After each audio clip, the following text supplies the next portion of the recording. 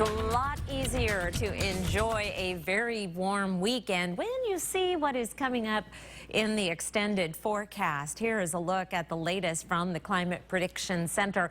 Looking out May 18th through the 24th. Now, there is a cooling trend in the 7-day forecast, but this is the 8 to 14, takes it up a notch, showing an upper level trough developing over the western United States and into the Great Plains with a decent chance of below average temperatures, and our computer models are continuing to support that, which again will likely be welcome to a lot of people going into this from the 70s all the way into the 80s.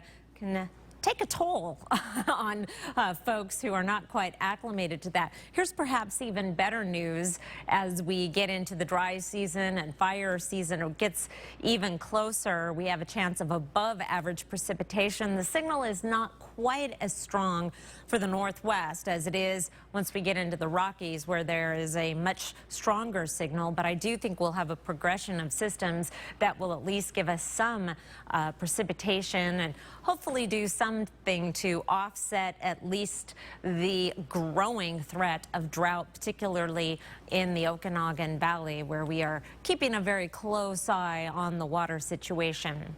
Meanwhile, here's a look at our satellite and radar. We have a ridge of high pressure in place over the region. All the precipitation, showers and thunderstorms have to go into eastern Montana. That is where the jet stream dips, and that is where the cooler, wetter weather is right now. Meanwhile, high pressure continues to build over the inland Northwest for a sunny and very warm weekend with temperatures about 15 degrees above average. It will be short-lived as our ridge of high pressure begins breaking down on Sunday. Winds pick up Sunday night, and then the cooler weather begins moving in as we get into the beginning of next week.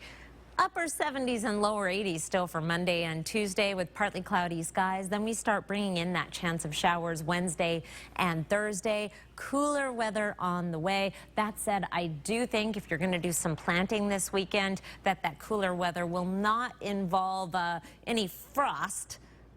That's some good news, because I'm certainly going to do some planting this weekend. Mother's Day, sort of the rule of thumb, or right around May 15th in Spokane. And then all those plants are going to need a good drink. So hopefully that precipitation will pan out. Keith?